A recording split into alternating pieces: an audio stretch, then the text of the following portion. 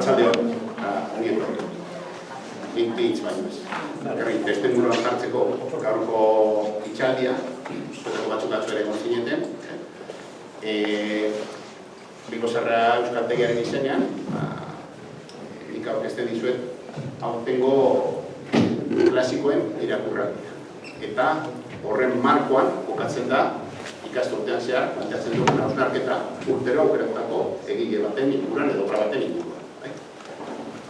Aurten, 19. urtea izango da irakurraldia egiten duguna, eta aukeratutako egilea eta obra, lekturaren egunkari ezkutua, eta Txillardegi. Txillardegi esparru asko landu zituen, oso egilea aberatsa da, eta horrek aurre ematen digu planteamendu desberdinak egiteko. Atzo, ludikotasunetik enfokatu genuen bertso saio musikatuan, eta gaur, gonbidapena egin dizuegu, Pako eta Beltzekin hausnarketa baten sartzeko eta obrara eta idazlearen dena hurbiltzeko. Irakurketa aurten ekainaren 4 izango da, Arriagan beti bezala, eta gonbidatuta zaudete horra ere. Besterik gabe, guazen entzutera eta ikastera.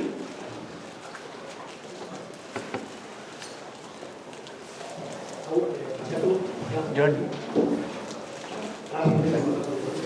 Pako hori izte.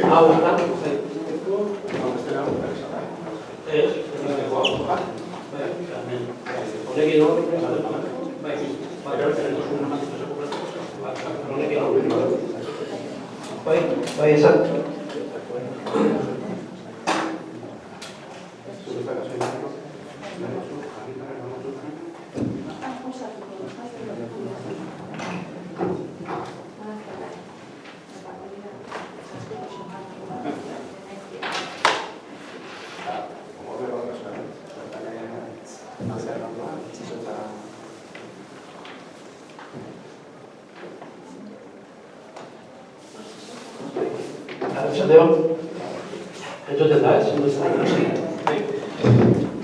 Bueno, ez dakit, bateraino ezagutzen zuen Txillardegi eta Txillardegiren lekturiaren egunkari ezkutua,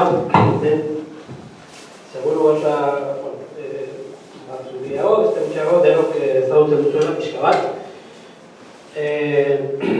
Hala ere, bueno,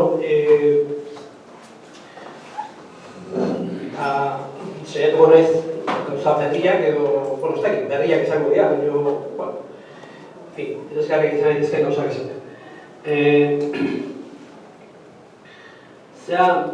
Lehenengo pixka nik hitz egingo dut, gero Alaitzek jarraituko du, eta gero ni bukatuko dut. Hasieran, bueno, edizio, lekturiaren egunkari ezkutua alde batetik, ezaguna da, novela existentzialista bezala, eta bat, baina, hasieran, pixka bat, nik uste, bere testuinguruan kokatzea importantea dela, eta kontuen hartu behar dugu, Txillardegi hau duela 70 urte, txura bera, idatzi zuela. 70 urte. Badia urte bat zuten. Eta berak orduan 26 zituen. Hau berez, 58an idatzi zuen Ferrolen soldadutza egiten ari zela. Bera ingeniaria, doktore esan da, ingenieroa zan, eta luzapena eskatu zituen, eta bat urtekin joan, otasi urterekin.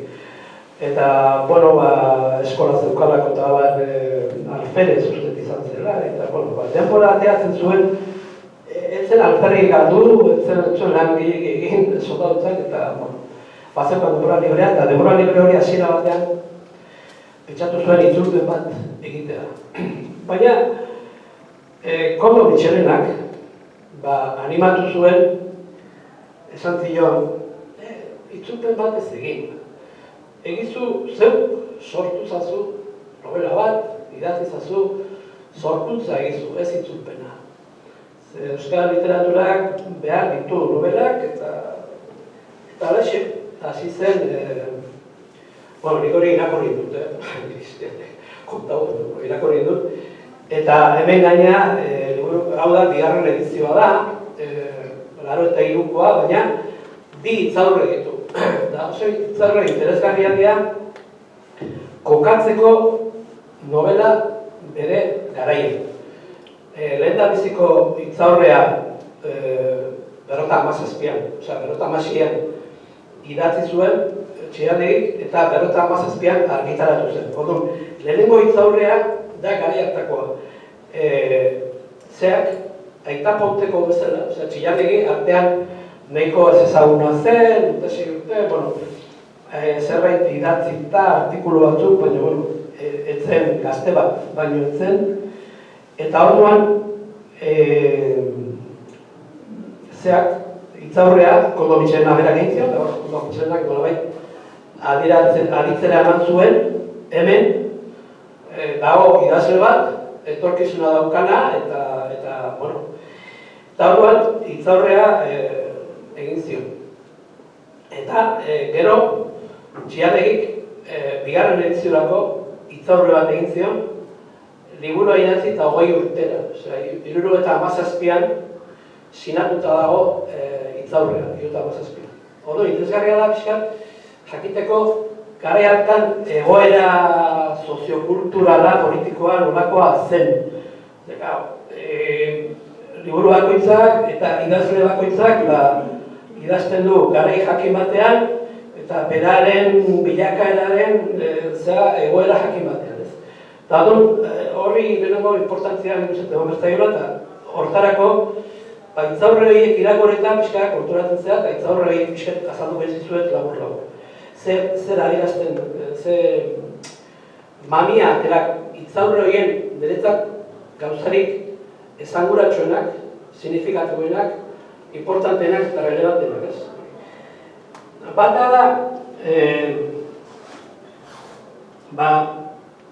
esaten du sarrerako zegetan Koldo Mitxelenak, hori da esan bera dago, Koldo Mitxelena esan da, ematen du, ezaguna. Ezaguna da, eta Bilbon badu institutu bat Koldo Mitxelena izenakin, Donostian badu liburutegia, Koldo Mitxelenak liburutegia da Gipuzkoako, Donostian dago, provintziala da, ez da hiriarena, beste parte dago. Orduan, oso ezaguna da, Koldo Mitxelenari buruz ere izan behar da, 57an Koldo Mitxelenak ez zeuzkan, 40 urte, berroi pasatxo ikusitu, zolakoa. Bera ere ez bat ere zarra, baina ordurako bazuen izena, eta Koldo Mitxelena alde batetik gerran parte hartu zuen, kartzelan egon zen, 8 bat urtein zituen kartzelan, Dueso, Larrindagan eta bat, eta kartzelako egonaldia aprobetxatu zuen ikasketak egiteko eta filologia klasikoa egiteko. Madrilen egin zuen, eta filologia klasikoa atea zuen 1951an, eta gero, etzen familia aberatsekoa, oso familia apala, bere aita saskigilea zen, eta bere ama eurre baten araba zen, iparraldeko zen. Batzuk zaten dute Donibane Garaziko, eta uste dut Donibane Loizuko, eta egin dugu zuen ama, Pitakoa. Eta baina, 1951an, filologia klasikoa egin, eta artikulu bat egin zuen, oso artikulu ona, eta izenburua Euskal literaturaren etorkizuna. Eta horren bitartez, Koldo Mitxelenak fama lortu zuen, eta garai hartan Euskal literatura, 50ko hamarkadan, izen handiena Horixe zen, Nikolas Ormaetxea Horixe zen, Uitzikoa, eta Horixek ordura arte Euskal idazlen artean nolabait nagusia edo importantena Horixe zen, baina beste artikulu honekin da Koldo Mitxelenak hartu zuen fama, eta askorentzat Horixe erreferente izatetik Koldo Mitxelena izatera pasatu ziren. alde batetik, hitzaurre horretan esaten du nola ezagutu zuen berak Txillategi, eta nolatan egin zion gonbidapena novela idazteko. Zergatik egin zion gonbidapen hori. Berak esaten du, horreko egon zala sariketa baten, Donostian bazeuden horreko sariketa literarioa bat zegoen, gareatan, oharki sariketa. Eta sariketa horretan,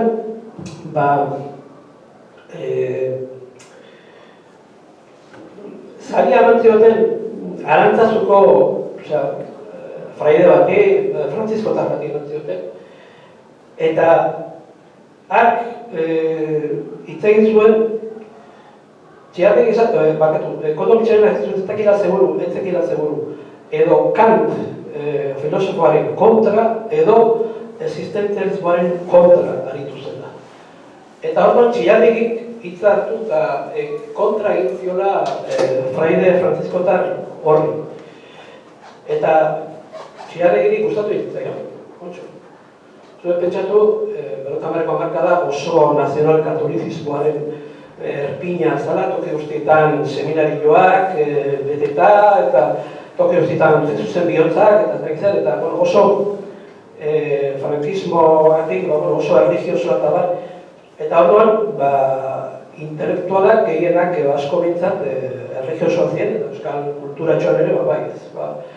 Arantzazuk pixo handia zeukan, eta Arantzazuko fraide bati, laiko batek, Txillategi ezkenean ingeniero bazan, kontra egitea gai existentzial, horako filosofiko erlijioso baten harritzeko azan. Eta Txillategi eta Mitxelenari gustatu egin zitzaion, Kontxo, bi gauza aipatu zituen bat ez ere. Bat, eskertzekoa da, persona batek, kontuan hartzea, mamia kontuan hartzea, ez bakarrik zerta horrek. Forma, mamiari importantzia batea. Ez izan nahi zuen horrek. Esan nahi zuen, gareatan, berrotamarreko hamarkadan, euskara batua egin gabe zegoen, artean, bakizue, Arantzazun, 1908an finkatu ziren, lehenengo zeak, ortografia, pekinabidea eta bar. Eta berrotamarreko hamarkadan, sekulako anabasa zegoen, sekulako kaosa zegoen, batzuk idazten zuten Gipuzkera osotuan, deitzen zana, Resurrezio Maria Azkuek gerra aurrean finkatu zuen Gipuzkera osotuaren arabera. Beste batzuk, Aita Bilasantek eta Krudbigek eta horiek Lapurtera klasikoan bezala idazten zuten. Beste batzuk, herri literaturatik zetorren alako herri euskera bezala eta bat. Sekulako kaosa zegoen idazteko literaturizkerari buruz. Eta horrean, askotan egiten ziren komentarioak izaten ziren, honek, Gipuzkera osotuari buruz, hitz asko hartzen ditu gaztelaniatik, honek hiztegia oso espainola dauka, beste honek sintaxia ez dauka bat ere jatorra eta bat, asko, komentario asko, kritika asko, iruzkin asko izaten zian, hizkuntzari berari zegoen. Eta hau Koldo Mitxelena esaten du, Kontxo, pasan garaia norbaitek alde batera utzi hizkuntza kontu horiek eta importantzia emateko mamiari, gaiari, filosofiari, nobelak planteatzen duen gaiari. Eta Kontxo, horrek pixkat ematen du idea bat garaia nolakoa zen. Zer gehiago esaten du zera horretan ez? Gauza gehiago, baina ez gehiagik luzatuko. Alde batetik hori, Mitxelenak batez ere, esan behar dago. Berak, gonbidatu zuen, ikusi zuelako, gazte hori, Txillategi hori gazte bazan, gazte horrek bazuela mamia, bazuela etorkizuna, bazuela talentua, eta merezi zuela bultzada bat ematea gazte hori. Eta gero baina, berak gonbidatu zuen, eta ikusi zuenean, zer egin zuen Txillategi, harrituta geratu zen, honean ez zuen. Nik bultzadatxo bat ematen dut, gonbidatu dut, baina enuen uste zuen uste olako lan bat egingo zuen. Guztua gehiatutan egitako novela horrekin da bat. Eta orduan bera gaina esan zuen, niretzat, hau ez da Txillardegi bakarrik. Bizik hemen, jende berria dator, belaunaldi berria dator, euskal literatura noski belaunaldi berria behar ditu, jende gaztea behar dut bat, eta oso okero espanagot ez dutuzte, jende berria dator, beste modu batean, eta gaina gero jende berriari bizket esaten zuen, guz zaharrak baino jende berria zeagoa da. Egiari kasu gehiago egiten dio, mamiari gehiago behiratzen dio, gu baino zeagoa da, ez hobea bezala, ematen ditu zea batzuk ez, nola esateu,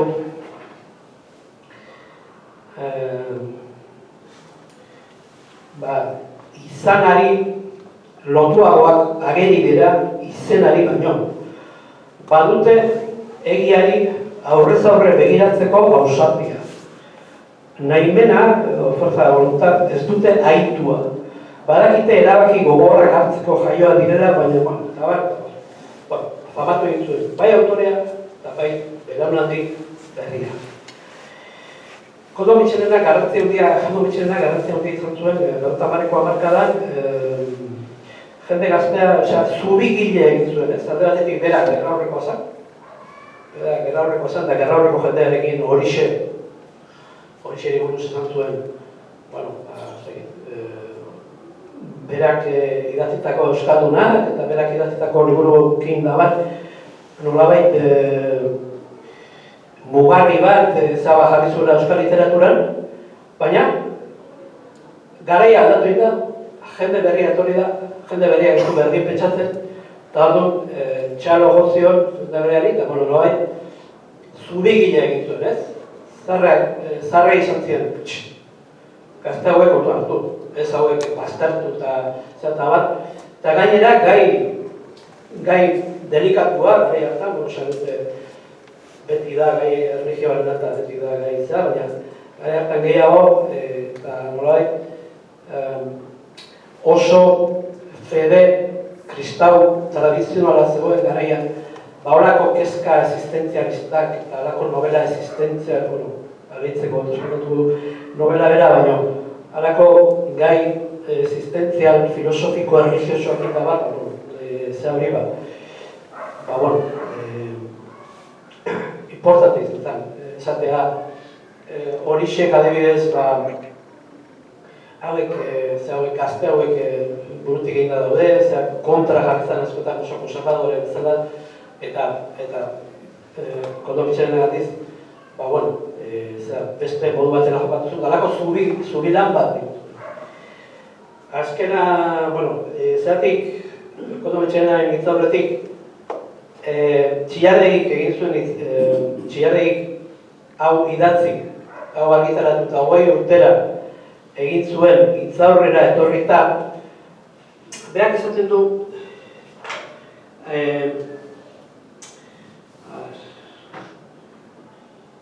urrundu, berak esaten du, lehenengo, esaten du, oso urrundu egin zaiola lektoria. Osa, nolabait, bere semea da, nolabait esateko, ez? Obra, novela, baina arrostu egin zaiola, nolabait, ez dula ezagutzen bezala, bere semea, ezango galu bezala, ez?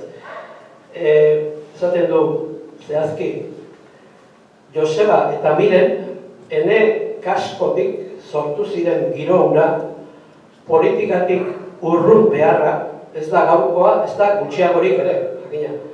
Ja, ez dut amazazkean idaztuko. Ja, Franco Indra, sekulako polarizazio politikoa dago hemen, gareatan hemen nengoen, eta bakit eta amazazkean zen nolako manifestazio izan ziren, egunero zegoen, oso politizazio izugarria zegoen, eta hau esaten du, oso beste garai batekoa da, novela hau esaten du, eta gaur irakurrita oso arrotza egiten zait, hori normala da, idazle batek 20 urte pasatako, eta 20 urtekoa, batzutan gerta daiteke, baina askotan gertatzen da, oso arrotza egitea aurretik idatzi dizunez. Eta hori esaten du ez, eta klabe batzuk ematen ditu, 50 hamarkadan, berak aipatzen du eusko gogoa bat, aztertzen genuen, esaten du. Euskaraz ikasi nahi genuen da, Eusko Gogoa aldizkari mitikoa, ez? Erbesteratuak, Franco, nolabait nazionalista zirenak eta gerra galdu eta hemendik erbesteratu zirenak Guatemalan atera zuen Eusko Gogoa aldizkaria Jokin Zaitegi arrasatearrak eta Horixek eta Handima Eginagabitia Elantxo Betarrak eta horiek idazte zuten bat, 70 idazle edo izan zituen, aldizkaria 10 urtez atera zen, Eusko Gogoa izanekoa, eta 3 idazle importantenek ziren Zaitegi, Horixe eta Handima, famatuena Horixe, baina Zaitegi eta Handimak ere asko idatzi zuten, eta orduan horiek aipatzen ditu, nola hemen irakurtzen zuten Eusko Gogoa gaina klandestinoa zen, zegoen debekatua zegoen, eta ordu pixka bat pasatzen zuten Nemezio Txalitz adibidez apaiza zen da sotan azpian ez dakiz eta aldizkari batzuk hona sartzeko sekulako peripeziak edo abenturak pasatzen zuten. Eta orduan nolabait hori irakurtzen zuten euskara ikasteko, aipatzen du Jon Etxaideren Joan novela, hau baino, kulturien eukari eskutua baino, 2 urteren hau argitaratu zen, idatzen da 15ean, 3an edo idatzen zuen, eta oso erligiosoak, Etxaun, Pierre Topet Etxaunen bizitzan oinarrikua, baina funtsa oso kristaua. Eta orduan, hori aipatzen du tristeak, garai tristeak irutzen zaio, urte latzak zirela, urte tristeak, urte luzeak esaten du. Arantzasun bat zegoela alako alaitasun bat, eta hor aipatzen ditu Iñaki Bastarrika, Joseba Intxausti, Jose Azurmendi, Pitoreno Gandiaga, Jakin, eta hori aipatzen ditu, eta bat zegoela baina aipatzen du benetako giroa zala oso katakumbetakoa, oso katakumbetako giroa, eta multzo txikia zeudela, sakabanatuak, eta hor, batzuk Bitxelena edo berriatuaren ondoa manaka batzuk, beste batzuk Mirande aipatzen du, Xarriton aipatzen du iparraldeko, aipatzen du Elvira Zipitria eta Xavier Peña, nik orain begiratu Xavier Peña zeintzen eta ez zetean oso zagun nahi zen mendizalea bezala, gero jakin den Xavier Peña, Elvira Zipitria Donostian bezala, Xavier Peñak lehenengo ikastola sortu zuela Bilbon, nik ez dut esan. Normalean, askoz ezagunako izaten diak gizonak, baina kaso honetan, Elvira Zipitria bila adiz ezagunagoa da, Xavier Peña, baina uste den, Bilbon igual ezagunagoa izango da. Gipuzkoak da ez dezut, Elvira Zipitria ez dut esango dozina dakinik zehitzen, baina ezaguna da, pixka bat kezka kulturala dituen antzat, baina Xavier Peña ez, bia nahi zirela, Xebe eta Xavier, gaur jakin den informazioa bilatu dut eta jakin dut nor zen. Aipatzen du, txigatik, ez dakit zeluzki, ez ezaguna, irutzen zitaian, ez ezaguna ez horretik. Honekin nahikoa dara pixka bat, 50ko markadara pixka bat, irudimenez bintzat, alako bidaiatxo bat egiteko, ez? Duela 30 urteko kontua dira, novela pixka bat, irakur daiteke baten kontuan hartu gabe ez da, baina hala ere, jakiteko pixkat ze garaitan sortua den eta nork sortua eta hala izkipesatu duen izan. Honek ez du egiten, ez da? Honekin moldatuko gara. Ez honekin ondo, zaneetena da, horri kasurik. Arratsaldean, eskerrik asko, uste dugun arratsalde baten gerturatzeagatik eta Pablo eta beste lankide ere bai, antolaketa lanengatik eta dena. Leturiaren egunkari eskutua, Pablo Pakok sarrera ona egin digu, 70 urte betetzen ditu aurten, Leturiaren egunkari eskutuaz egia esan da zorionez gauza asko esan dira. Jende asko ikertu du, jende asko landu du, eta 50. urtemugaren bueltan ere, hainbat gauza egin ziren, ikerketak, liburuak, prentsan egitua izan da, eta gero, tarteka marteka, egile desberdinek norbere interesaren arabera ere gerturatu izan. Hala eta guztiz ere, oraindik ere, alderdi pila bat gelditzen dira lantzeko, sakontzeko, eztabaidatzeko, nahi beste gara liteke. Pentsatzen dut aurtengo urtearekin eta behar bada hemendik 5 urtera, jarteka beti ere joango dela gaia lantzen.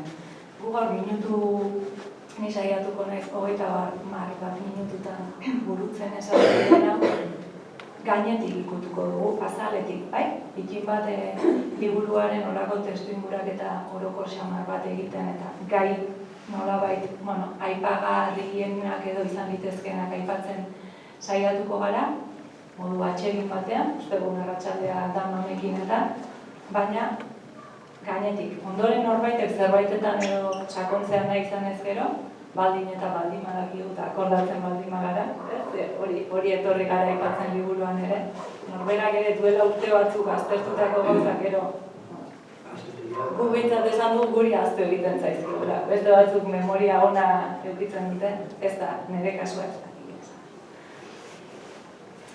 Galdetu nahi nizuen, hasteko, eta bidena bat nik hemen interneteko gauza batzuk prestatuko ditu dalako, ze antolatzailetako batek ondo esan duen bezala guk rockstarren egin dugu, alegia 3 minutu falta ziren arte kafe hartzen egon gara dagoen. Etorri eta orain bilatuko ditugu interneten kontu batzuk. Eskatu nahi nizuen hartzeko pare bat minutu eta bakoitzak pentsatzea zer dakien txillartegiz. Bai? Ze askotan izen ezaguna da, baina ez dakitzen batera jauden ezaguna, eta ez dakit ez daren norberak izen horrekiko zenbat ideia lotzen ditun, edo ze esleitzen dion egile horri, edo pertsona horri, edo zer dakigun eta zer ez. Bai? Eta eskertuko nizuek gero, ez dakit zuen artean ezagutzen zareten ala ez, batzuk bai behar bada, beste batzuk ez, eskatuko nizuekena da nahi duenak, eroso sentitzen ez denak ez. Baina, parte ardezala, edo orain galdetuko dizuet, bakoitzari burura etorri zaion ideiaren bat aipatzea, bai? Eta gero, hemen jarriko dituan testutxoren bat edo besterekin ere, norbait ausartuko balitz, animatuko balitz, ahoz gora irakurtzera guztiontzat, primera, inork ez baldin badu nahi, nik egingo du, ez dago arazorik, bai? Hartu pare bat minutu, eta bakoitzak pentsa dezala nik zer dakit txillardegiz. Ez da hemen azalduko, eta ni bitartan egingo ditut, baina ez begiratu horran.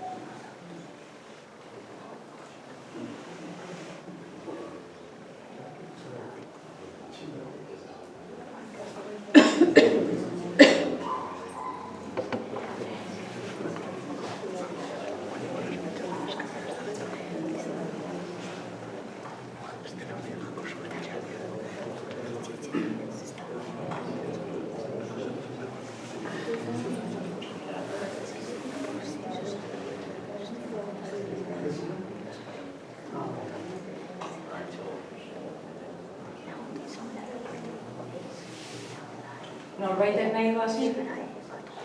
Txandan, ideia solte batzuk botako ditugu? Ez begiratu pantalla, horri gero helduko diogu, bai? Bota? Euskera hasi zen ikasten 19 urterekin. Ez zen euskaldun zara. Ez zen. Bere ama bai, baina ez zioten erakutsi. Orduan gero bere kabuz ikasi behar izan zuen. Beste eren bat? Berak esaten zuen, 3. hizkuntza zuela, 3. frantsesa lehenago ikasi zuen, euskara baino. Zeragia, frantsesa eta euskara 3.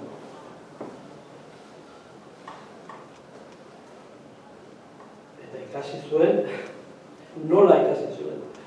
Hemen, ingenieritza egiten hasi zenean, gauean ikasten zuen. Berak esaten dut, egile izango da. 11:00 ordu bietara edo aritzen zen ikasten, ez dakit zen metodorekin ikasten hasi zen. Eta, bueno, gero, pentsatzen dut, ahoskotasuna, ez dakit seguru nun landu zuen, horrekin bakarrik ez zuen egingo, baina berak oso kostata ikasi zuen. Ez zuen ikasi modu erosoan, baizik eta oso kostata. Orduan, beharra da horregatik, ematen zion beste askok, baino garrantzia handiagoa hizkuntzari, berak zuen jaso, baizik eta berak ikasi zuen eta berak benetan asko kostata. Bai, gaueko ordu txikiak arte eta partekatutako gela batean. Ondoan egiten zuen araña ez omentzen euskaltzalea. Orduan, imaginatu, gauero, ura ez molestatzearen. Beste norbaitek beste ideiaren bat nahi du partekatu? Nik aipatuko dizkizuet, duela urte batzuk Txilardegiren lanaren arira, bildumetxo baten atera genuen, dabilen pentsamentuaren baitan, Euskal Herriko Unibertsitatea eta Jakinek. Eta atzean jaso genituen, ez dakit ados egongo zareten ala ez, baina nik irakurriko dizkizuet. Atzean jaso genituen, Euskaldun orok edo euskaltzale orok behintzat ederra litzatekeela Txilardegiz ideia batzu behintzat jakingo bagenitu, partekatuak. Nolabait kultura partekatu gisa eta beste kulturek ere euren kanon kulturalak edukitzen dituzten bezala, guk ez dauzkagu tamalez edo oso ahulak.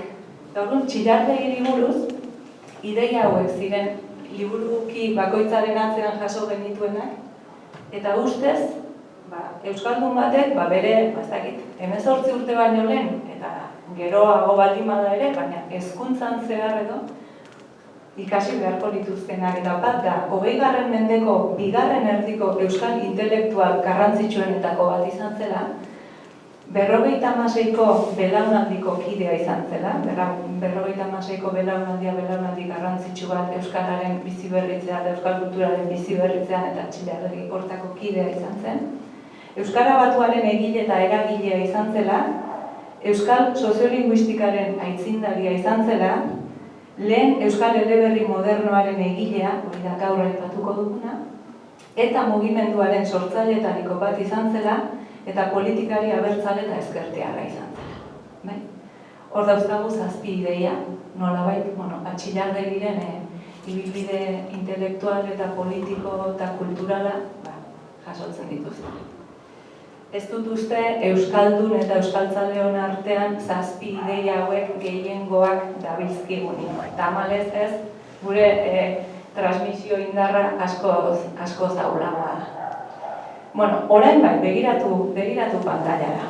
Aprobetxatu nahi nuen gaurkoa, ez dakizuetariko inor inmen ibilio ote den, maixeatu ote duen bat ere, web horri hau batzuk bai ez diozue, beste batzuk ez ez, ni gonbidatu nahi zaituzte, gaur hemen guk kontatutakoa zaratago, edo eta gero egongo diren beste hitzaldi batzu ez zaratago ere, Txilardegirekiko interesa baldin badaukazue, Txilardegiren bilatzailean zeuek bilatzeko, zuen gaien arabera, edo urteen arabera, interesen arabera, bere idatziak.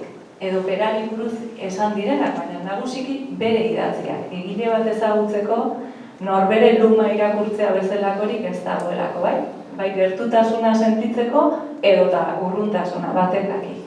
Baina Txilardegi horren intelektual aberatsa eta zabala izanik, horren beste gai ikutu zituen, ziur nago hemen gauden guztiokiko interes puntuak topatuko genituzkela.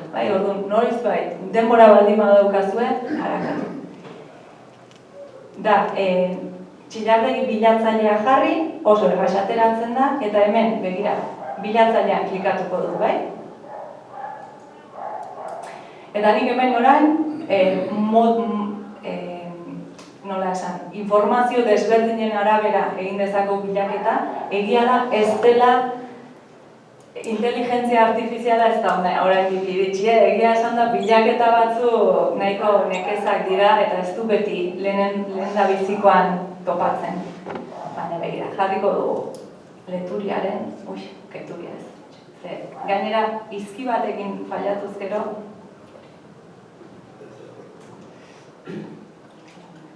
eta ateatzen zaizkigu, leturia hitzarekin lotutako, erreferentziak, bilaketaren emaitzak. Eta hemen daukagu, leturiaren egunkari ezkontua. Pakok erakutsi diguna, 2. edizioa da. Beste azal batekin, hemen ja Pariseko irudi bat agertzen zaigu, hasierako bertsioaren azala hau zen. Klikatu egingo dugu, zuekin pasarte batzuk irakurri nahi ditu alako.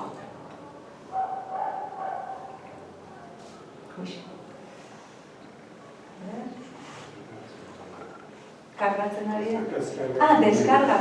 Deskargatu egiten du.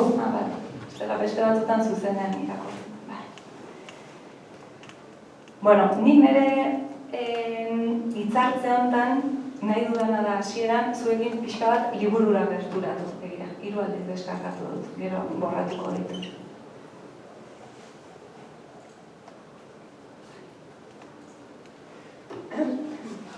Begira, azala ez digu kargatzen, zuzenean barrura garamatza, baina ikusten da, ezta? Leturiaren egunkari ezkutua, eta orain nahiko nukena da hasiera batean liburura gerturatzea elkarrekin. Ez daukagu fisikoan, baina digitalean badaukagu eta elkarrekin.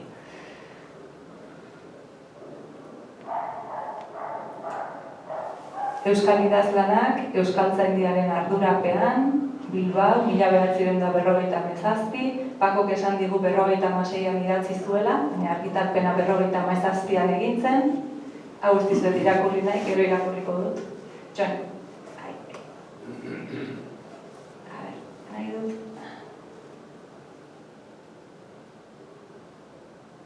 Nahi dut hontan geratzea bat, irudiak Juan Mari Alboaren enparantza, hau da Txillardegiren anaia gaztea, eta hemen dago bitxitasun bat, Txillardegik liburu hontan, jada bere 2. abizena N-rekin eta TZ-rekin idatzi zuen, enparantza. Bere anaiak, ez zuen ala nahi izan, ze bestela, eta Pako behar bada informazio gehiago dauka, eta gero zabalduko digu. Bere anaiak horrela jaso zuen. Niri hau, pixkat, unkigarria edo egite zait, jakin badakigulako bi anaia hauek, gai honek asko banatu zituela. Anaia gaztea, ez zen ez euskaltzalea, ez abertzalea, ez zuen inoiz euskeraz ikasi. Urte askoan gainera urrunduta egon ziren eta bizitzaren amaieran, nolabait berriz pixka bat, bizitzaren amaiera zelako batu ziren. Baina interesgarria da, Txillardegiren lehendabiziko liburuan, ilustrazioak anaia horrek egin zizkiola. Ikusiko ditugu gero pare bat ilustrazio, 5 ilustrazio dira guztira. Ilustrazio realista batzuk dira, liburuan kontatzen den hori, nolabait kokatzeko, geografikoki eta espazioan. Liburuak 3 argitalpen. Ideologikoki oso urrun zeuden elkarrengandik, bata pixka bat eskuin espainola, beste anaia eskuin espainola identifikatzen zen ideologianetik, eta Txillardegi bakizue, ezker abertzalekoa, eta ez sozialista humanista, eskertiarra, eta gero independentista. Ideologikoki oso urrun, baina ez talde elkar nik uste kontuko potenziela maila personalean, bi anaiak harremana izan zutela, ez da zien asarretu edo. Urte batzutan uste dut? Bai. Baina gero bai.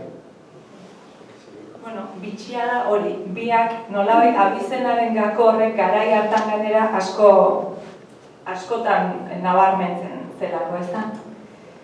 Enparantza hori Oñatik izetorren, eta Oñatikoa zituen horrekoak, eta Albaret berriz Madridik, bere bigarren gerra karlistan edo Tolosara, eta Tolosan kokatu zen, eta Nik uste talare aitak bazekiela euskeraz, Tolosan azitakoa zelako, eta orduan aitak eta amak semeek nahi zutenean hitz egin semeek jakin gabe zer esaten zuten, euskera zeiten zuten.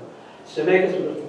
Baina beraiei gaztelania zeiten zuten. Zean, antiguon zeukaten etxea eta antiguon zean, izan dezagun, burgesia donostiarrekoa ziela eta burgesia donostiarrak 1909an hizkuntza normala gaztelania zen. Euskara zerbitzaileekin, edo neskameekin, edo morriekin, eta bestela beraien artean gaztelania, eta orduan ez zieten erakutsi.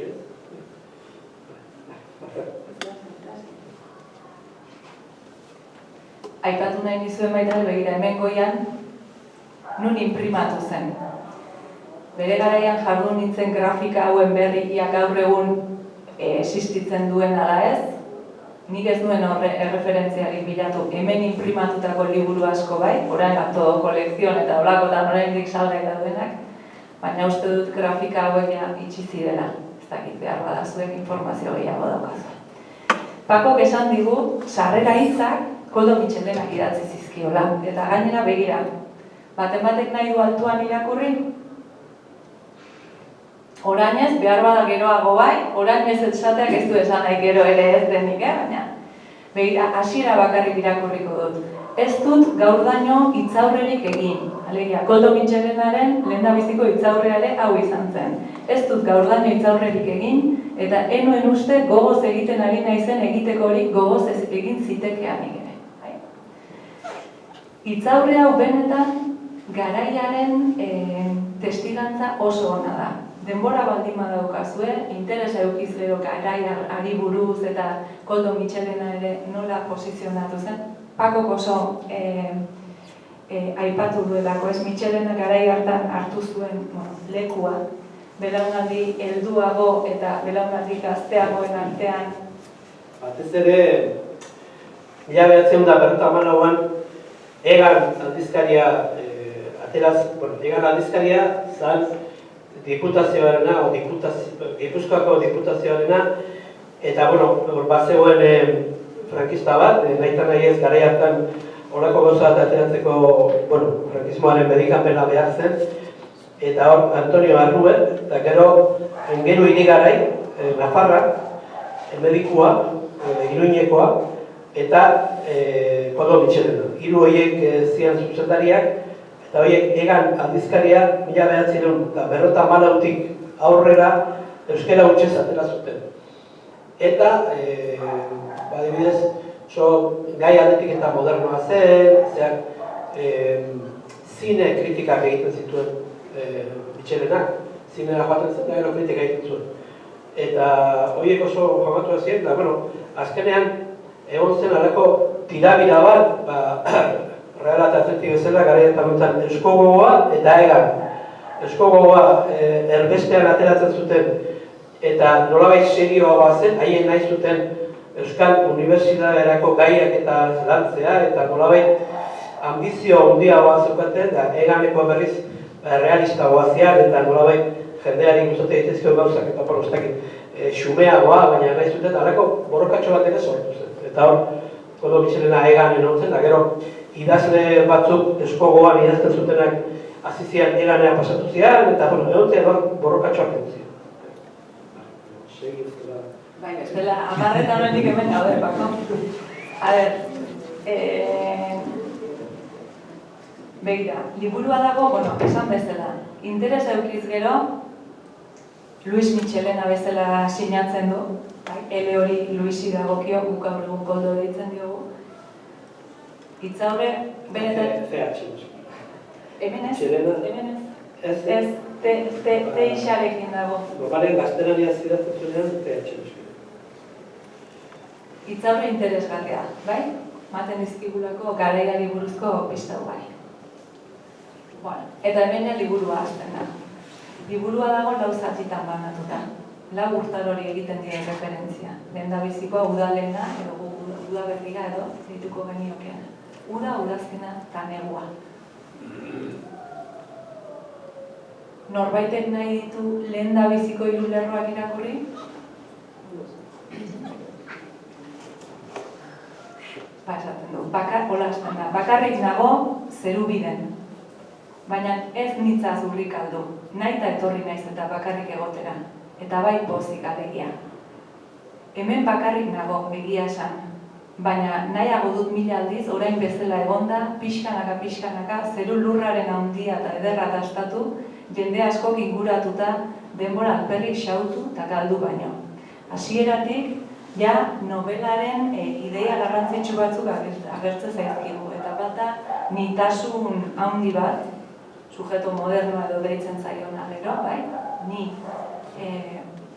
bakartu bat edo, naturarekiko erreferentzia, liburu guztian behin eta berriz agertuko dena, adiera eta erabilera desberdinekin, eta zerubide. Eta zerubide da, liburuan hainbat aldiz agertzen zaigun lorategi bat, parke bat. Erakutsiko dizuen nolakoa den, ze Anaiaren lehendabiziko 2 ilustrazioak zerubideri egiten diote referentzia. Zerubideko atea,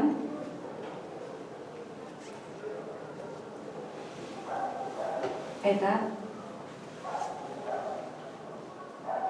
nire aurrean xirripa etengabea, zerubideko iturritxoa.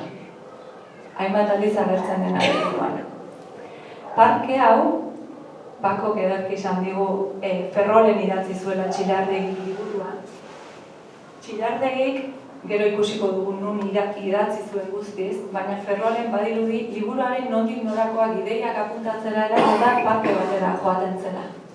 Gaur egun Reina Sofia izena du parkeak, Txilardegian egon zenean fraileen baratzea bezala zen ezaguna parke hori, handago gaur egun ere.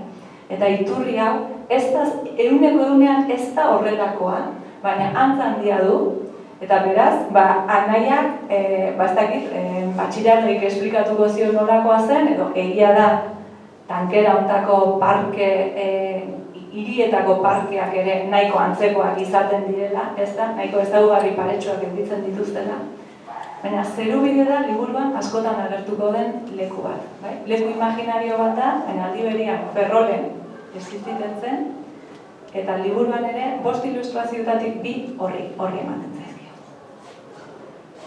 Hau utziko dut, eta orain sartuko naiz beste batera. Liburuaren testu inguratze bat dizuet egin. Pakok esan du, Ferrolen idatzi zuela, 56an, Ferrolera joan zen soldaduzka egitera maiatzetik azarora, 6 hilabetez. Berak 26 urte zeuzkan, eta berak kontatzen du, Pakok aurreratu digunari osatze aldera, alferez 6 hilabete egin dituen soldaduzkan. Eta denbora libre ugari nuen. Astebete egiten genuen Cabo Priorren zegoen itsas bateria zaintzen. Itsas bateria haiek ere oraindik daude. Ez dakit Ferroleko Cabo Prior ezagutzen duzuen, lurmutur bat da, itsasora aterata, eta dauden militarren batzuk, itsasoa zaintzeko.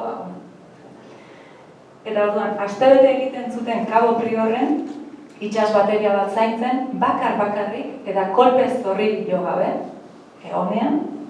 Eta ondoren beste 2 aste Ferrolgo kuartelean.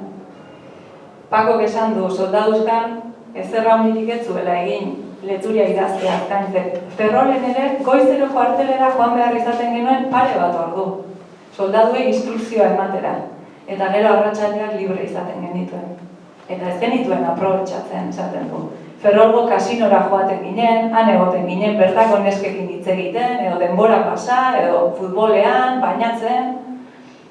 Cabo Priorren ordea ez zegoen kasinorik, eta han idatzi nuen nire lehen novelatxo hori. 8 astez, esaten du. 6 hilabete horietatik 8 aste pasa zituen Cabo Priorreko bateria hartan. Beraz, liburua 8 astez idatzitakoa da. Pakok esplikatu digu baita ere nola hasieran soldaduzkara joan aurretik Koldo Mitxelenaren gara joan zen esanez. Soldaduzkako denbora aprobetxatu nahiko nuke eta liburu bat itzultzea dut buruan. Helmut Norbergiak Nobel saridunaren liburu bat zeukan buruan bat edo bi zituen oso gustuko. Eta Mitxelenak esan zion, ez zeuretik idazteko, itzulpenik ez egiteko, berrian berri sortzeko. Badaukagu garai hartan trukatu zituzten eskutitzen berri. Eta adibidez, esan dugu, 1956an maiatzetik azalora joan zela Txirarregi Ferrolera. Maiatzaren 24an ja eskutitz bat idatzi zion Koldo Mitxelenari. Joan aurretik, Koldo Mitxelenak esan zion, ez, idatzi zazuzuk zerbait, baina besteak ez zion erantzun. Nolabait joan, pentsatuko dut, edo, ostra, hori ez da niretzat gehitxo, edo, Maiatzaren 24ko liburuan esaten dio. Asmo bat kontatu nahi dizut. Izkutagarria eta lotxagarria agian. Nire ideia idaztekoa denez gero, liburu bat idaztea erabaki dut, harridura ikurrez jartzen dut. Hau arropuzkeria. Enaiz txikikeritan ibili. Eta dagoeneko lanari ematen hasi natzaio. Maiatzaren bukaera baino lehen, Leturiari ekin da zegoen, bai? Lehenbizi, eta hau ezinbesteko gauza da, bildurra nuen, nola egingo nuen nik horretarako bat ere prestaketarik ez duen honek liburu bat, 7 urtez eramatzan euskara ikasten. Baina, bera kontatzen duenagatik, oraindik, liburu bat idazteko, hiztegia falta zitzaiola esaten du, sortura, gramatika aldetik, gero aipatuko dugu euskara batuaren afera oraindik ere forma hartu gabe zegoen, beraz, bildurra handia zeuzkan eta zalantza asko. Baina nire zaletasunak alde batetik, eta euskararen gabeak bestetik, ausarrerazi ninduten eta hemen daukazu egitekoan arras sartuta. Soldadutza bukatu baino lehenago, burutuko dudalakoan nago. Espero zuen bukatzea. Ez zeukan esperantza handirik liburu horren emaitzean, ze esaten du, behar bada, eta hau gertatuko zain noski, ez du ezer balioko besteentzat nire saioak. Baina honela gertatuagatik ere, euskaraz nik jabetzeko behintzat balioko dit. Novela bat da liburua, egunkari edo memoriaz gisa idatzia. Egunkariaren idazlaria niretzako zerbait duenik ez dut ukatuko. Existentzialismoaren auzia izango da liburuaren mamia, aukera mina edo angustia de elegir, nola esan ez dakit. Eta esaten dio, ez ni mindu arren, modako berrikeriagatik aukeratzen dudala pentsatuz, ez mila bider.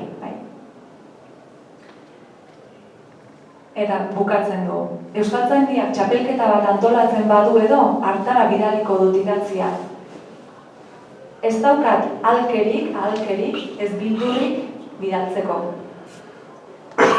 Eta idatziaren bukaeran dio, ikus ezakezunez, ez dut ez euskararen auzia ahaztu. Beti bezin prest,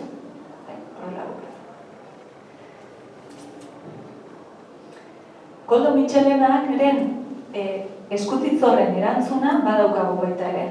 Uztailaren 4ko data dauka. Eta pozgarria iruditzen zaio, ez duela itzulpenik egingo baizik eta berak idatziko duela eta gainera novela bat, pozgarria iruditzen zaio. Eta esaten dio, ez didazu neri esan beharrik etzabiltzala berrikeria bila. Gaurko euskaldunak, gaurko edozein lekukoak bezalaxe, gaurko gaiak behar ditu erabili. Eta zuk ere gogoko duzun aukeratu behar, ezer egingo baldin baduzu. Lan hortatik 2 on aterako ditugu gutxienez. Bata, zure euskara gaitasuna lantzea. Eta bestea, euskara bide berri batetik abiaraztea. Eta sai hori, ez da behar badazuk beldurzaren bezalako kaskarra izango, hori da nire ustea. Eta ez zaitezela behintzat potx egiteko beldurrez belditu. Gazteriari dagokia ausarta izatea. Gaztea ausartzen ez bada, nor ausartuko da, gauza berriak egiten. Gero esaten dio, ez dut entzun oraingoz horrelako asmorik Euskaltzaindia duenik, alegia sariketa bat, oroitzen zareten nola eskutitzean esantzen zion, behar bada Euskaltzaindian sariketa batera, esaten dio. Ez dut uste Euskaltzaindiak olako asmorik duenik. Baina nola nahi ere, aurkituko genduke bidea lehenbailen argitaratzeko. Eta hala izan zen. Ikusi dugu Euskaltzaindiak, 57an. Nahi bazendu jakina pozik irakurriko nizuke. eta zure asmoen berri ez du gutaz kanpora inor jakingo hori esaten dira. Bai? Osa, bien arteko... Bai. Argi dagona da, Txillardegi liburu horrekin oso ausart jokatu zuela. Berak beldurra handia uzezkan, Pakok oso ondo testuturatu liburu zeintzen garaiko giroa. Eta tankera ontako eleberri bat, garaian euskeraz, etzen, hauntzaren gauerdiko estula etzen, eta bazekien aldekoak baino kontrakoak askoz gehiagoko zituela. Luan, ausart jokatu zuen. Txillardegi berak gerora ere esana da, eta Koldo Mitxelenaren hitzaurrean ere badaude olako aipamen batzuk. Liburua umotu gabea, gordin kutsukoa dela, bai? Heldu gabea. Liburu oraindik heldu gabea da. Gazte batek idatzia, hizkuntzarekin ere zailtasunak dauzkana, gaitegiaren aldetik ere bai, eta gero, idazle literato bezala ere, bai, esaten du, Mitxelenak esaten dio, ez dugu zango belletren barruan sartuko genukeenik ez da, holako literatura gorenaren baina, liburuak sortutako ondorengo iritziak Pakok aurkeztuko dizkigu gero. Liburuaren mamiari helduko diogu, bai, eta ideia nagusi batzuk aipatuko ditut. Nagusiki, esan liteke filosofia existentzialistaz traitutako novela filosofiko simboliko batera, bai? Laburpen batera. Autore existentzialista desberdinen lanen oihartzunak ditu, berak ere hainbat aldiz esan da bezala, bai? Unamunolena, Kierkegaardena, Camusena. Eta beraz, pentsamentu korronte horren baitako, alegia, filosofia existentzialistaren baitako ohikoak ziren gaiek presentzia handia dute novelan. Historioa ez dute xehetuko, ez dakit irakurrita daukazue, ala irakurtzen ari zarete, ala aurten irakurriko duzue, edo batek daki, ez da? Bale, ados. Bueno, kostako herri fiktizio baten gertatzen da, Altzurain izeneko kostako herri bat. Eta gero, liburuaren beste zati bat Parisen gertatzen da. Joseba Leturia da protagonista, mutil gazte bat, eta bigarren protagonista nagusia da Miren. Bai? Joseba Miren eta maite mintzen da, eta hor hasten da nolabait historioaren katramila, Josebak Miren absolutu bihurtzen du, edo uste du bere gabezia da bere zoriontasun egarri guztia emakume horrek asetzea lortuko duela, eta behin emakume horrekiko harremana sendotuta eta ezkontzea erabakita, eta kraskatzen juten da harremana, eta konturatzen da hasieran zeukan lilura eta ilusio hori eta behin lortuta,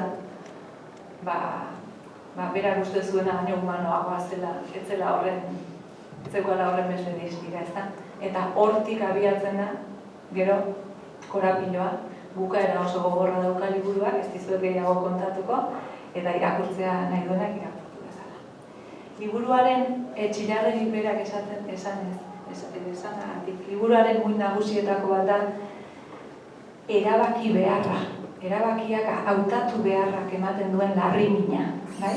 Ezkondu bera ez ezkondu. Liburuan ezkontzeak sekulako presentzia hartzen du. Da, bizitzan egiten den edo egingo litzateke autu nagusienetariko bat. Liburuan bizitza bi garaitan bezala banatzen da.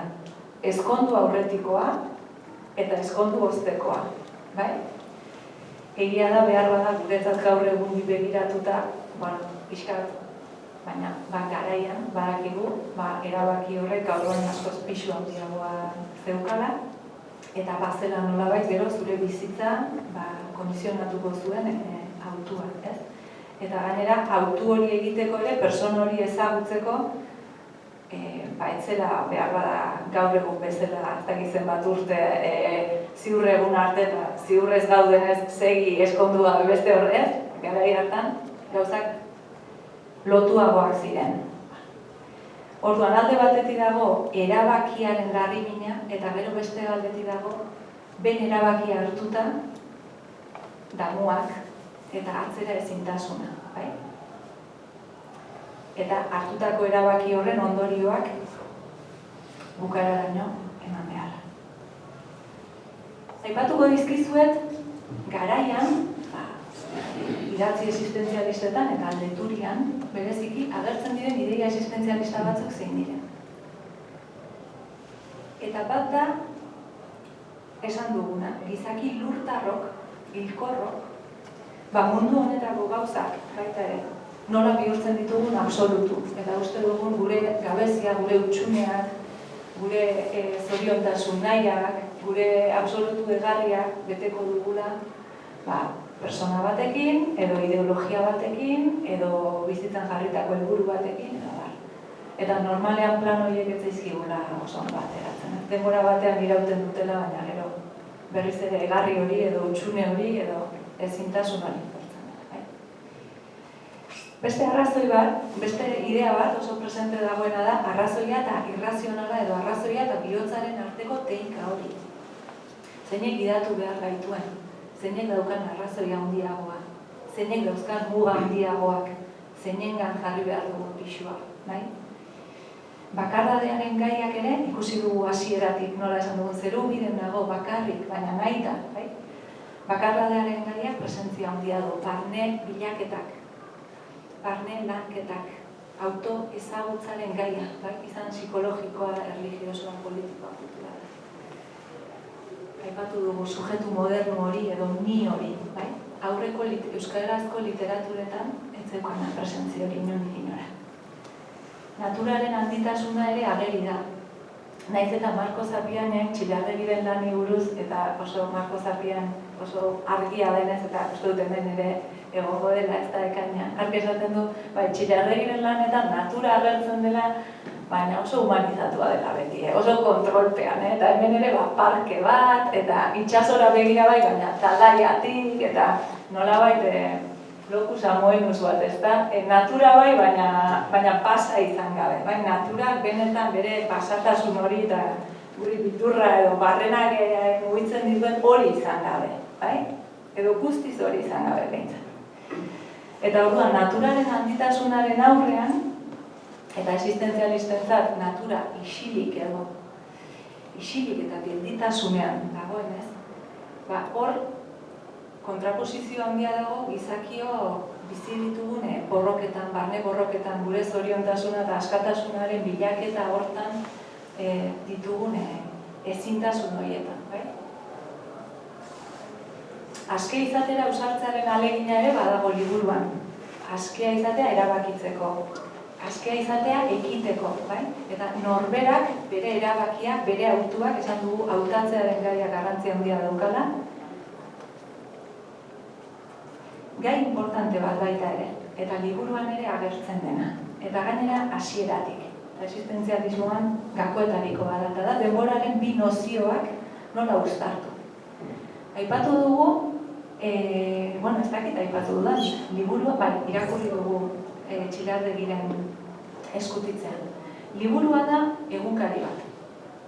Joseba Leturiak idazten duen eguneroko bat, egunkari bat, bai? Norberak bere buruarentzat eta idazten dituen hauetariko. Eta esan dugu lau urtarotan banatuta daukagula. Orduan, alde batetik daukagu, nolabait, bi denborak honekin esan dut. Naturaren denbora ziklikoa errepikatzen dena. Izan daitezke urtaroak, izan daitezke eguzkiak sartuta irten, ilargiak, itsasoaren olatuak, edo gizaldiak, bai? Gizaldiak. Badago nozio zikliko bat, behin eta berriz errepikatzen dena, eta aldi berean dago sekulako presentzia, eguneroko bat zer da, agenda bat zer da. Agendak erabiltzen baldin badituzue. Egunez egun, eta gainera erretzen dugu, eguna pasala atzera ezin zaitezke joan, badakigu egunak eskutarik aldegin egiten digutela, alegia egun bat, ze ondo, egun bat gutxiago, ja. Larun baterako egun bat gutxiago. Larun baterako eta zulorako ere bai, ez? Esan nahi ez. Eta existenzialistentzat ez, baina oso gordin bizi dute heriotzak oso presentzia handia daukalako. Ze pentsamendu existenzialistaren abiapuntua hilkorra garenetik atzera kasten da pentsatzen. Orduan, liburuan daudena dira, denboraren bi nozio horiek. Uztargarriak dira, guregan uztargarriak dira, saiatzen gara, ezta? Baina lanak ematen dizkigu, ez?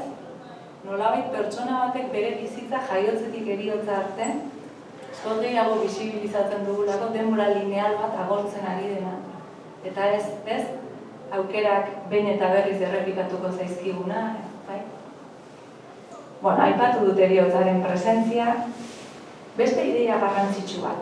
Liburuan ere hainbat aldiz agertzen dena da. Eta da zioaren edo kontingentziaren gaia. Alegia, ni naizen hau, nola esan? Kasualidade hutsa da, ez? Eta atzerak akuten manez, nire gurasoak ezagutu izana kasualidade bat da, eta ni jaio izana, beste pertsona bat jaio beharrean kasualidade bat da, eta Josebak bere bizitzako erabaki handiena hartu behar duena, Mirenekin ezkonduala ez, baina Miren ezagutu zuen tupus batean, nahi gabe, espero gabe, egun batean, gure existentzia hau, bat eta bakarra edukiko duguna, kasualitate katez osatua dago, eta gure autuak ere horren arabera egiten ditugu. Eta horrek, zuei ez dakit, igual doa ez dizuek enduko, baina txillardegi eta existentzialistei eta leturi, bai, benetan pentsatzen jarriz gero, niretzat guztia den hau,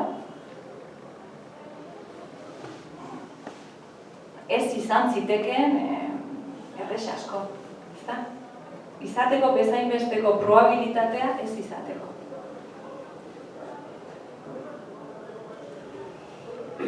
Diaz, azar, zoria, erresortzen du zalantza itertidu bereak. Bai, eta garai hortan gainera gai hau, azarearena,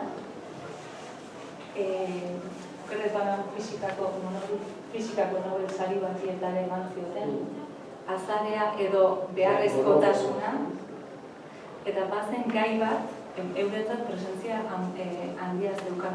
Ordura arteko mundu ikuskeran, eta kristautasunean zoriak ez du existitzen.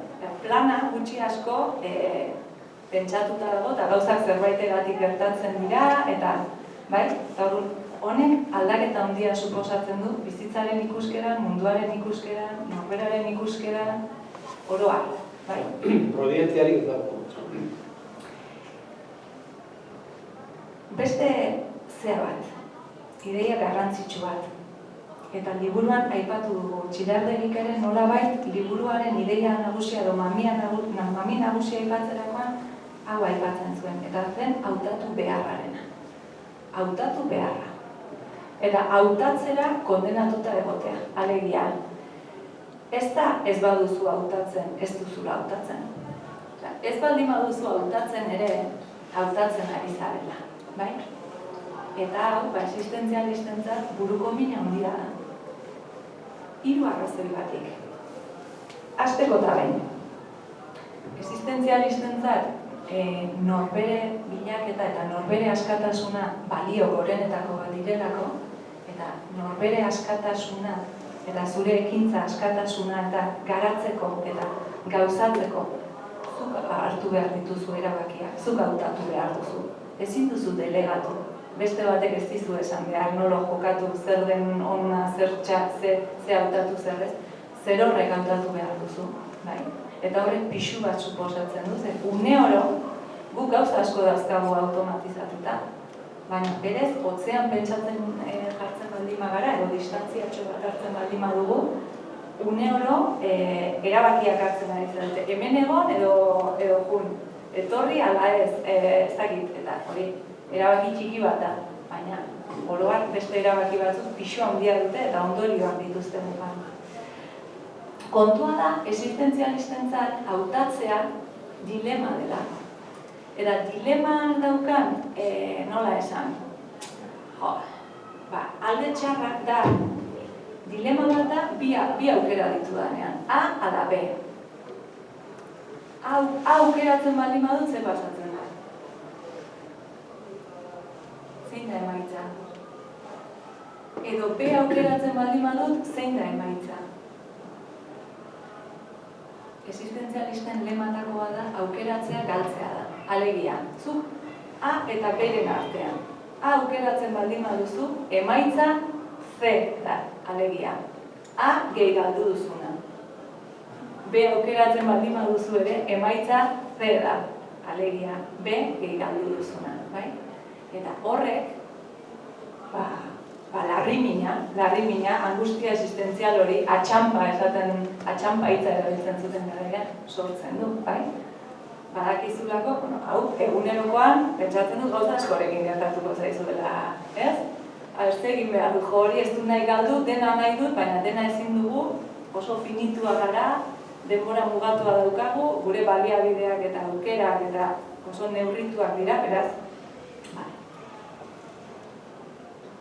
eta hautatzearen, zailtasunaren hirugarren arrazoi bat da, nolabait, pentsamentu existentzialistan oinarri sendoak ja kolokan jarrita daudela. Egonarriak ez daude. Eta zuk ez baldin badaukazu apoio puntu bat, edo irizpide sendo batzuk, zuk zeren arabera hautatuko duzu. Nondik abiatuko duzu zure autua, zure erabakimena. Guk ere nolabait askotan automatizatuta ditugu edo jasota ditugu edo askotan geure baitan ez dugu bilaketa hori egiten, baina erabaki eta autu eta jardunen oinarrira juten baldin bagara, BPPPPan balio moral batzuk daude, balio etiko batzuk daude. Eta horiek dira zimentarriak geroko jardun guztiak. Pentsamentu existentzialistan eta garai hontan nolabait erlijio kristaua ez baian jartzen denean, ongia ja ez baldin bada horren ongi, egia ez baldin bada horren egi, eta nik zeinen gainean eraikiko dut nire erabakimena. Eta honek beraz, balio gorena kolokan jartzean, non nahi. Bueno, salto egingo dut, saltzen ari. Bizkor aipatuko dizkizuet, lehen Euskal Eleberri modernotzat zergatik jotzen den Leturiaren egunkari ezkutua, bai? Eleberri modernoaren adiera bere garaian labaina izan zen, irristakorra izan zen, egile batetik bestera ere iritziak aldatzen direlako, nik uste dut gaur egun nahiko hau batez aitortzen zaiola Leturiaren egunkari ezkutuari, Euskal Eleberri modernoaren aintzindaritza hori. Eta ideia bizkor aipatuko ditut. Bat, egile asko aipatzen dute, Mitxelen Arberak ere ja sarrera hitzetan esaten zuten. Eta garaiaren ezagutza zabala duten autore askok ere, beste hitz batzukin edo hitz berberekin, baina esan dute. Liburu mugarria izan zela, aro berri bat zabaldu zuela euskal narratiban, zerbait desberdina ekarri zuela, haustura ekarri zuela, lur berrien seinalea izan zela, eta garai berri baten aitzindari. Beste puntua, gaurkotasunaren berri ematen zuela, garaikoa zela. Garaian, Euskal Herrian bizi zen garaiaren islada jasotzen zuela.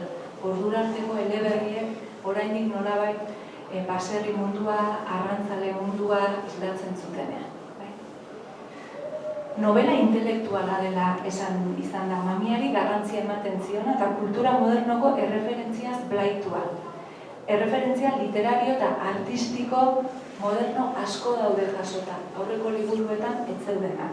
Gogoari aipamen bat, Debussyren musika pieza bati, Marti filma agertzen da, Kafka, Shakespeare, Freud, Gideren lan bat, Frank Sinatraren garaiko bogan zegoen abesti bat hainbat aldiz azaltzen da. Ez dakitzuetarik horrek Frank Sinatraren jarraitzaile handirik edo badagoen, zu ez da? Keinoagatik antzeman dizut. Liburuan aipatzen du abesti bat, 2054an grabatua izan zena eta 2055an mundu anglosajoiko sari handi bat irabazi zuena. Ez dizuet esango zein den, errepikatzen da, beraz, irakurtzen bali maduzuen, eta lehendabiziko bertsioa Frank Sinatrak abestu zuen film baterako abestia zen. Gerora bertsio ugari egin dira abesti horrenak. Beste ideia bat, egunkari forman idatzia dagoela esan dugu, eta lehen pertsonaren erabilpena dagoela, subjektibitate modernoa, bai? Hau ere importantea da horren izango duena. Lehen euskal protagonista problematikoa da Leturia. Alegia, bere araian existentziaren absurdoa sufritzen duen lehen pertsonaia protagonista. Lehen batzutan, olako pertsonaiak agertzen ziren, baina inoiz ez ziren protagonista izaten. Ziren protagonistaren zuzentasun morala nolabait nabarduran jartzeko edo agerian jartzeko hor bigarren mailako aktoreak izan ziren. Eta hemen protagonismoa dauka, bai? Ziurtasun izpirik gabeko pertsonaia bat da, zoru irmo batean ez dauka ja oini, esan dugu, autoak eta erabakiak egiteko ez daukala irizpide sendorik, zalantzaren harrapatuta bizi da, bai? Pertsonaia gatazkatsua, problematikoa. Pertsonaia kaletarra da, Leturia. Urbanoa da. Euskal Herritar urbano bat. Eta ordura arte protagonistetan etzen horrelakorik ere ageri. Eta azkena, eta horrekin aibestea bat egingo dut, eta euskarari dagokionez ere ahalegin berritzaile nabarmen bat zekarren. Garaiko euskarak kaletarrerako ahalegin bat. Pakok lehen sarbidea eman dio, jake nik irakurriko dudan ez da, baten nahi irakurri, ez da, ez dut. Gogorarazi nahi dizuet, lehen ez dut erakutsi, trampatxo bat egin dut. Eta behintzat, ikusta zuen, nik irakurriko du, baina ikusta zuen, ikustu dut ederra dela. Luzatzen ari gara eta ez dut urrengo zatiak gehiagik garatuko, baina bai aipatu nahi dizuedala, liburu hau idatzi zuenean bi motivazio zeuzkan. Bat, berak esaten du, guk mamia zitzeri nahi genuen, bai? Euskeraz, baina garaiko gai ez zitzeri nahi genuen. Existentzialismoaz, eta existentzialismoak bide ematezion erlijio kritika egiteko, hezkuntza tradizionalaren kritika egiteko, fedeaz galdetzeko, bai? Hainbat gizarteko joera asko problematizatzeko. Baina bestalde batetik, hizkuntzaren gaia zegoen. Euskara gaitzea, euskara doitzea, euskara kaleta hartzea, bai? Eta ikusten duzue liburuaren eskaintzak zer dion.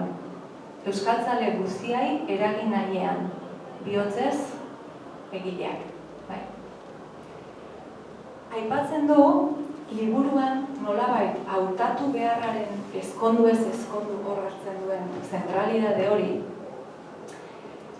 berarentzat simbolo bat zela baitare, euskal intelektualei esateko konprometitu, bai? Konprometitu, eman pauso hori, erabaki, lotu, bai?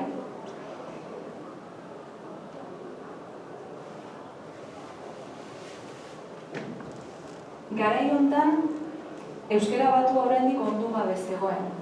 Eta Txillardegi berak ere liburu hau nola idatzi, ze euskalkitan idatzi, ze adizforma, ze hiztegi eta bar, buruko mine handana izan zituen.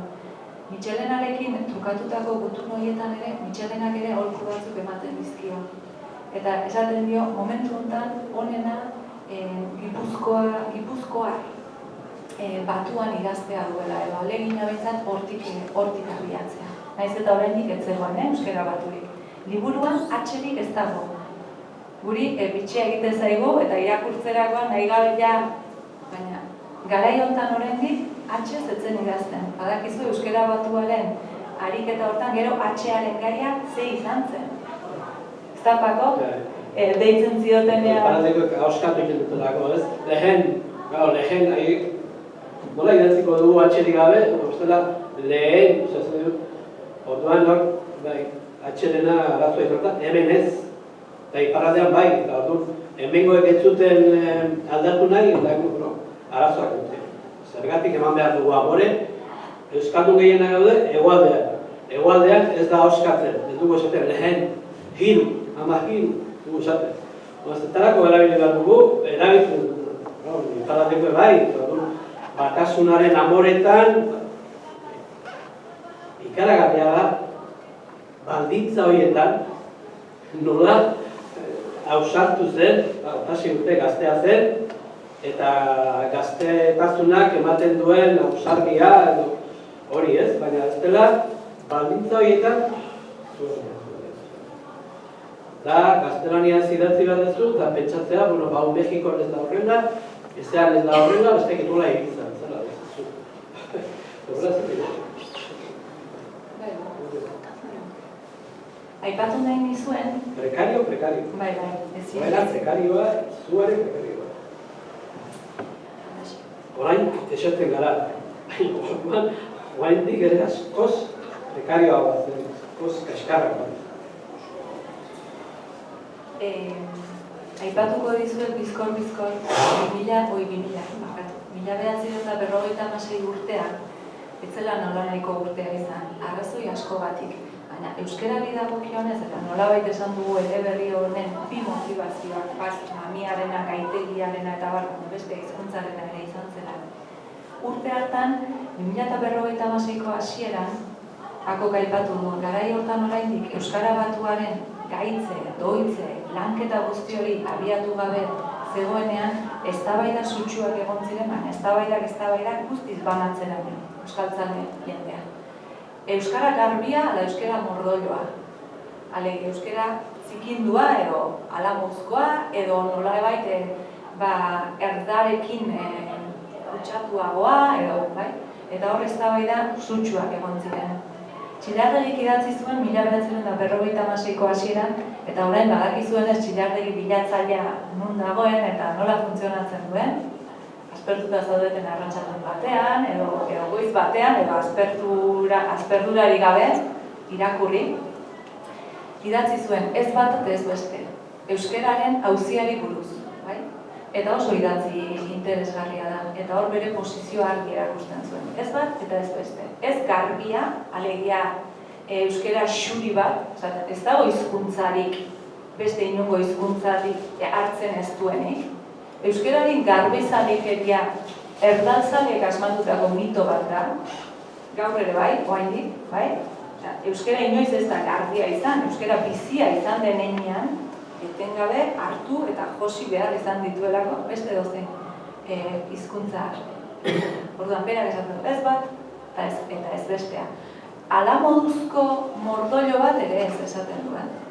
Euskara ikasi behar da, ondo ikasi behar da, entzun egin behar da, lehengo autoreak irakurri behar dira, dakitenei entzun behar zaie, saiatu landu egin behar da, alegia, alamuzko euskara trakets batekin ere ez gaitezen konforma, ze horrekin ere galtzen aterako gara. Bai?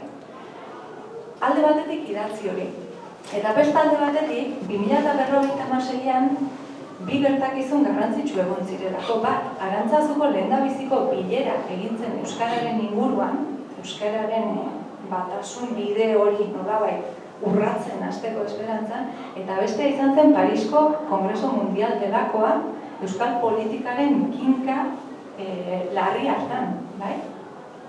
Berak ez Arantzazura eta ez Parisera ezin izan zuen joan, Ferrolen zegoelako, baina bietarako idatziak ordu zituen. Adozkazu da baita ere, bai? Arantzazura bidali zuena zen karta irigia. Oso karta gogorra da, zorrotza da, hau bizarri gabe idazten ditu Txillardegirekin, gero, igual bukaeran, trapako barkatu, ez, lasai, nik ustez, gauzak gehiagi izaten ari gara, hori egin duke igual, galdera bat zuik. Bai, bukatu egingo du, karta irigiarekin bakarrik esan egin nuen zen, Txillardegirekin hainbat zeatan aipatzen zen, zorrotz idazten zuen, gero aukera baldin badaukazue interneten badaudelako berak hitz egiten agertzen den bideoak. Gero hitz egiten persona ezin goxoagoa eta ezin persona gertuagokoa eta baina idatzietan eta euskarari zegokionean eta nolabait bera oso konprometitua eta karta idigia hortan ere zorrotz idazten ditu. Eta Parisera bidali zutenean ere, Ez zara inoiz geratzen, hola, indiferente edo esaxola, ez? Edo bat egiten duzu berarekin, konbentzitzen zaitu, edo bestela gorrotatzen duzu, ez nago inola ere zurekin. Aldotatik oso... azken ideia bat bakarrik, liburuaren ondorioetako bat dela konpromisoa. Pentsamendu existentzialistan ere ezinbestekoa zelako, bai?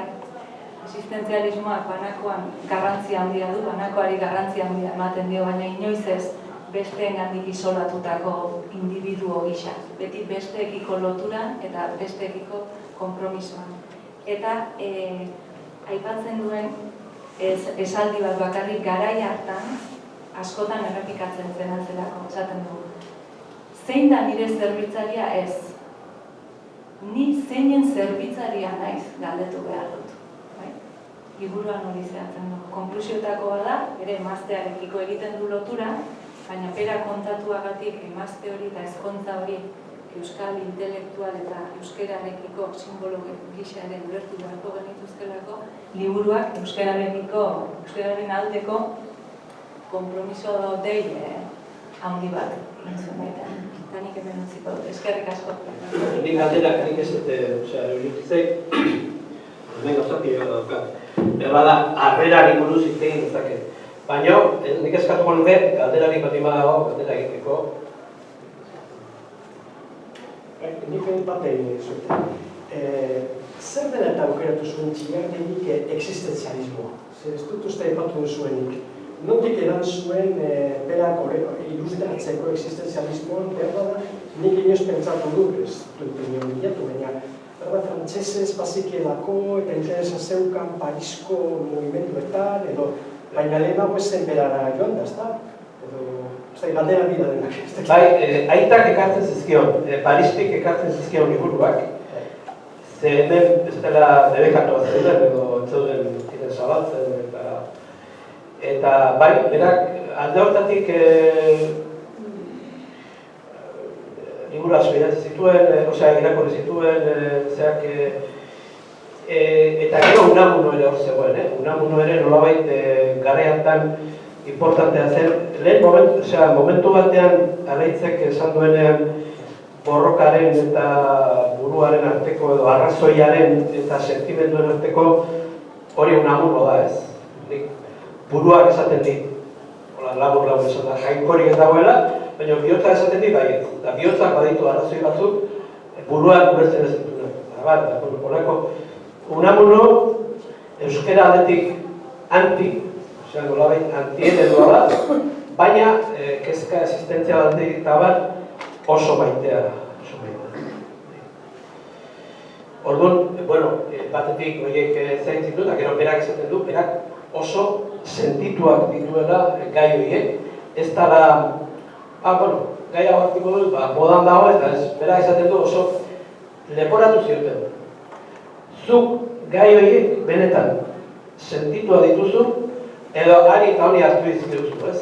Egin duzu alako betekada bat, irakorri duzu Sartre, irakorri duzu Marcel Proust, beste existentzialista bat, existentzialista mordo bat. Liburu mordo bat irakorri duzu, alako enpatxo bat dakazu, eta hori ez, leporatu zioten. Eta egia da, gero, 20 urtera jartzen denean ez du ezagutzen, nik uste ez duela ezagutzen liburu bat. Eta da, 20 urteko Jose Luis, berak Jose Luis ez. Bere buruariztak edo lasatzen zio, baina, Jose Luis, zer ezagutzen, dela, 20 urtekoa, ez diat ezagutzen. Leporatu zioten. Benetan ari zara. Eta gaina batek esan zion,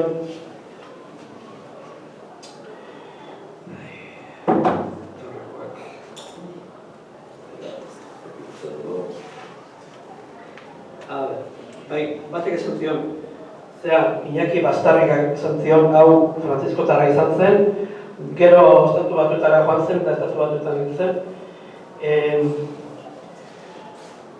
Liburua irakurri zuela eta naste borraste bat edo otu zitzaidakean, ika idazten du Arila ondo eramana, baina arrunta, nortasun egin baten pentsaera umotua, baina existentzialista joerako novelari asko irakurritako baten saioak. Digo, oso barnean sentituak eta barnean egosiak eta barnean pentsatua dira. Ez dira besteak. Bai, garai honetan existentzialismoa oso modan dago eta garai honetakoak garenok horiek oso barneatu ditugu eta alde horretatik, bai, naiz nolabait garaiaren errepresentate bat, baina ez da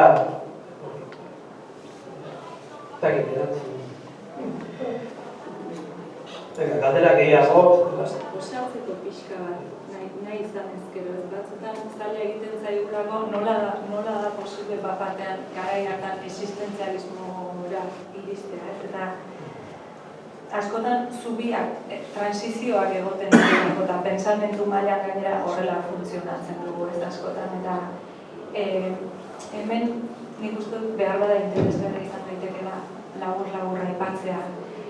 Txillardegi existentzialismora kristau existentzialismotik iritsi zen, eta Pakok ederki esplikatu duen bezala Unamuno presentzia handia dauka, eta Marcel zen pentsalari frantses bat, eta ekin taldekoen artean eta hasieran irakurri zuten egile existentzialista. Existentzialismo kristaua oso gertu dago pertsonalismo kristautik, eta pertsonalismoak adibidez Donostian, Carlos Santamaria, ez dakit ezaguna egiten zaizuen, gaur egun EHUko liburutegiaren izena darama da bar, intelektuala handi bat izan zen, Conversaciones Católicas eta Europa mailako garaiko katoliko aurrerako asko biltzen zituen, oso pentsamendu kristaua, baina aurrerakoia zen, personalismo ezkertiarretik edaten zuena. Eta hortik, existentzialismora ez dago horrenbesteko distantzia. Kierkegaard Unamunoren bitartez ezagutu zuen, eta gero garai hontan horretik Camusen irakurlea zen gehiago Sartre eta bortitzegiak egite zitzaizkien. Sartre eta gero gehiago ezagutu zituen ja, Bigarren Gerra Mundialaren ostean, Sartre eta Beauvoirrek garatu zuten pentsamendu postkolonialistaren baitan, eta ziurtekin, lehen esan dugu bezala anekdota da. Eta ziurtekin idatzi hau, eta 27rekin eskondu zen. Eta eskondu zuen apaiz batek.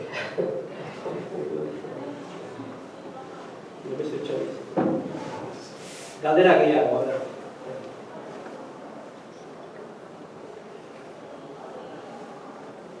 ez dela bukatuko bereala bukatuko, gauza irakorrikoen, ez dela galdetu zuen. Ez dut bateren luzatuko bakarrik. Aita Bilasantek, harrera ona izan zuen. Liburuak harrera ona izan zuen, batek famatu zuten, gaina jende asko idatzi zuen, pila bat dauzkaten dizkizuet denak irakorriko. Bakarrik, Aita Bilasanterena jakina, kontrakoak ere izan zituen. Eta bat izan zen Aita Bilasanterena. Eta, horrek, Aita Bilasantek oso ondo idazten zuen, eta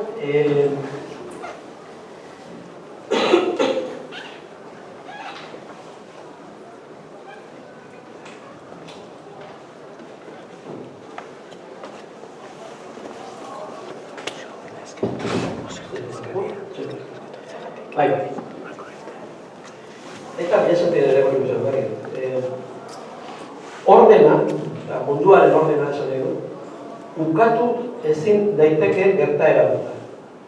Eta gertaera hori ezin esplikatu daiteke gogamen batera jo gabe, bere buruaren berri dakien adimen bat ipini gabe. Mundua baino lehenago eta gogorago den izaki jakintsu eta boteretsu bat jarri gabe.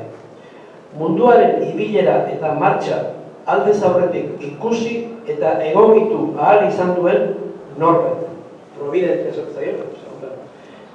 Eta autore aipatzen ditu, ez du bakarrik berea aipatzen, aipatzen ditu bi autore, eta bi autore frantsesa, bat frantsesa eta bestea frantses-amerikanoa, Gaudry da bat,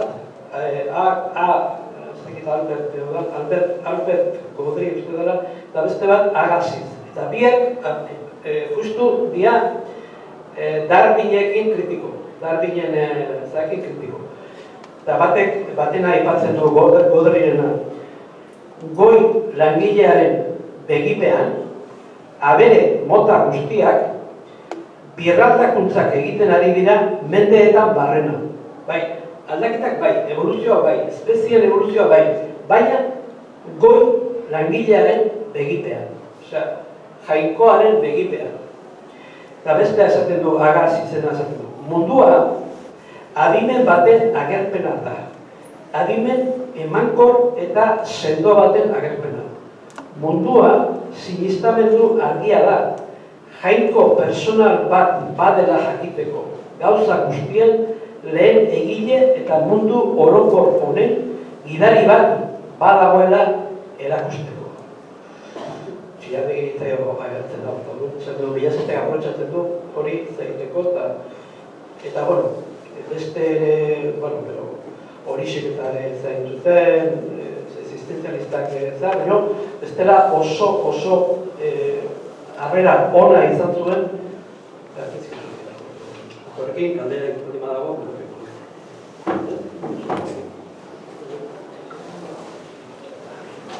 Jolas gisa, baten bat zehatzen den. Animatzen den, bukatzeko.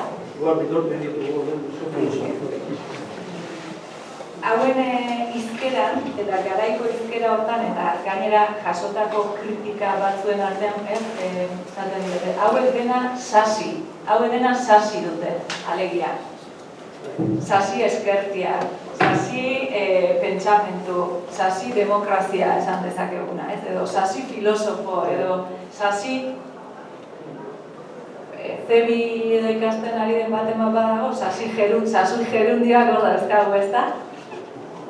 Sasi horrek ematen digu bide guri, garai hartan belaunaldi honi eman zion bezala, hizkuntzarekin ere euskeratik, ez? Kritika politikoak edo kulturalak edo egiteko. Hori bera gaur egun ere guretzat tresna polita da, ez? Norbaitek nahiko balu puntaizore batekin, sasi hitzen batekin bukatzeko edo ez. Edo zuek sasirik ez, sasi gabe. Gustora eta konforme zaudete, bizi dugun hontan, orduan sasik ez dizu ezuei. Ez? Behintzat esan dezakegu gaur egungo Euskal Herriko tabernetan sasi patata tortillak jaten gabiltza laia azken aldian, edo ez dakit ban, ez? Sasi asko da horra. Sasi asko da horra. Sasi asko. Mila esker. Arreta.